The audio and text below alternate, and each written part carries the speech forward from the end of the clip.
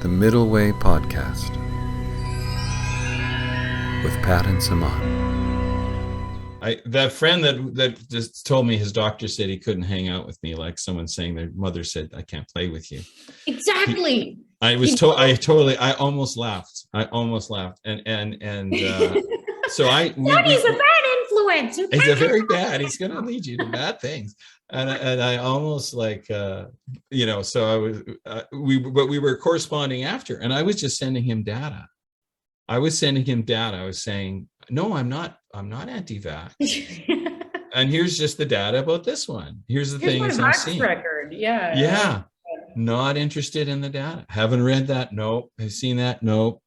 Are you going to read it? Nope. No point. Came like, from an anti-vaxxer. I know. Exactly. That's it. That's the quick cutoff is I don't need to look at inconvenient information if I can label the source and discount the source right off the bat. Yeah. So, yeah. Some of the kids that I were talking to last week, he said there's a group of 5. He's a 12-year-old boy, and there's 2 of them that aren't injected and 3 who are. And so they're a tight unit. They're like, a Stand By Me group, I think, which is really sweet that still exists. And so their moms, the injected people's moms, categorically told them, don't hang out with little this guy and this guy because they're not injected. Like the parents are throwing this garbage on their kids. And this little boy told me this, and I was like, so I looked at him and I said, so how are you responding to that? Because that's what I care about. And he's like, well, we don't care. We hang out anyway. And I'm like, yes, that's the rebellion that we need. Absolutely. Just be yourself. Everything's fine. And I was like, exactly. Are you guys sick? No. So like hang out with each other. Do your thing, man. Yeah, exactly. Oh, that's good news. It's good to hear that. Right? Definitely. Yeah. And there's friends of ours that are just the same way. Like they're fully vaccinated, but they believe in it, but they're kind of like, they're not in the religion. Yeah. They're not in the religion. Yeah. It's such a clear distinction from the ones that are and aren't, and you know what, it seems like that. And again, we'll save some of this for the next conversation. I know Saman actually has to probably go in a minute too, but I just leave with this one thought, and that it seems that people respond to the whole situation based on their personal situation. So in other words, if like our single friends who got quite lonely in the quarantine phase, some of them are some of the most rabid, double vaccinated. Everybody's got to vaccinate because they felt most isolated. Interesting. Yes. So they're like, this, I need to have a social life because I'm so interesting. Yeah, it's loneliness. One of them just almost erupted one time when we put out, the possibility that, well, maybe there's another way to deal with this. And it's like, no, this is the program. Everybody needs to get on it, or I'm shut in. I'm cut off. Yeah. Wow. So I think, and I've observed that kind of reaction. Really, the friend that his doctor's mommy said he couldn't hang out with me. He's got COPD. Wow. Both he and his wife were heavy smokers for years, so he's really afraid. And what really triggered him in our conversation afterward was when I said, well, looking at the numbers, having double vaccinated isn't preventing you from catching it. You can get it from your family or your kids. So are you protecting yourself around them? And that freaked him out because, again, it's that sense of, I paid the dues, I've taken the vaccine, we've suffered enough.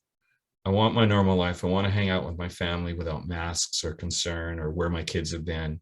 And so it's just, don't take my comfort blanket away. It's so false though. Wow. When that blanket goes up, wow. Chaos. Yeah. Well, you're talking about this, the social level that chaos is Totally. manifesting on, and the scientific level. Yeah, I had this weird I have a very vivid imagination because I'm also an artist, and I had this weird vision of this is completely off topic, but on as well, of a divided United States of America where like each state becomes like not just red and blue, but really like their own Vaccine country. color. Yeah. So like, and the borders around each state would be very, very protected, you know? Because like if there was a state that was like injected, and then there was another state that was like Florida, just like, you know, just kept doing their thing, man. Then anyway, I don't know why I mentioned that, but I well, had this. that's why I asked where you were when we started out, not just because of the time difference, but because when I read the University of Texas and thinking that that was you and you're in Texas, I thought, because I was wondering, how is she, if she's in the academic world and she's part of that system, how is she able to speak freely? And I thought, well, maybe I thought maybe it's because she's in Texas, and Texas is one of those, Yeehaw! red states. Exactly. You can start the interview with me doing that. No, don't do that. Yeah, I'm from Texas. Yeah. Can you get a cowgirl hat and some guns? Maybe we'll. I'll have to seek that out. But it's funny. I have all these connections to Texas now. Like Peter McCullough and are like, colleague buddies now, and he's from there. And my best friend who used to live here is from Texas, and she just moved back right before all this crazy chaos happened. And now I've had made another couple of friends from Texas, and it seems like a cool place. They seem to respect things that weren't respect, like freedom and conversation and. Anyway, yeah, I had no impression of Texas before, and now I have all these connections, and I even thought about maybe going there one day when I never thought of that before. It's a huge place. It's massive, yeah. I've never been either, but I've had friends that have lived and worked down there. Yeah, it's definitely got that sort of frontier, rugged reliance and don't tell me what to do about my life. So I can dig that right now. Yeah, right now we could all use more of that. Yeah. Thank you so much. That was awesome. That was amazing. It was really very good enlightening. Yes, thank you very much. Yeah.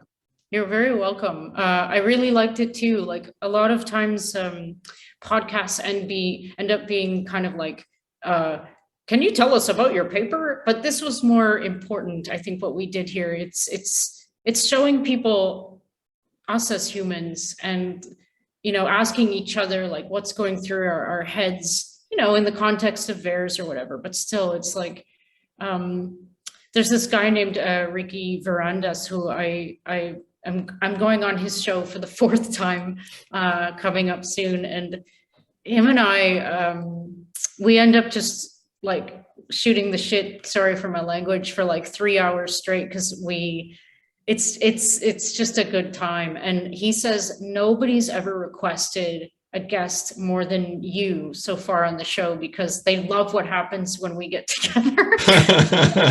Awesome! Because we just let it all go, and we talk about like heavy metal music and cats, and we let our humanity out. So I think that's what happened here. So it was really good. I felt the same. And I think, it's just being real people and having a kind of a fun and a balance. And at the same time, looking at the severity of the issue and just being real with it.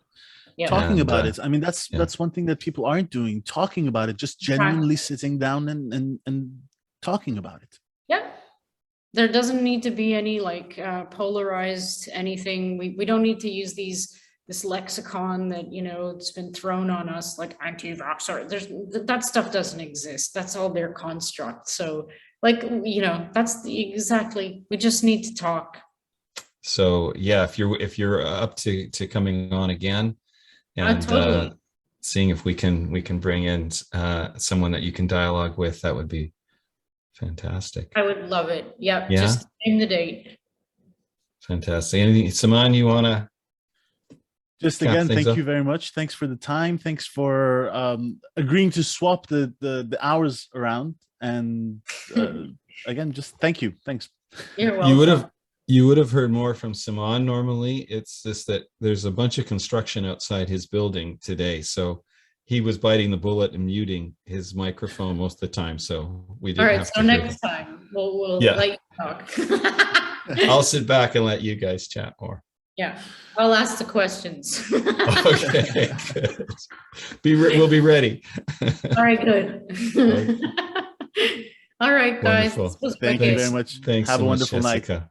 You too. Bye-bye. Take care. Bye-bye.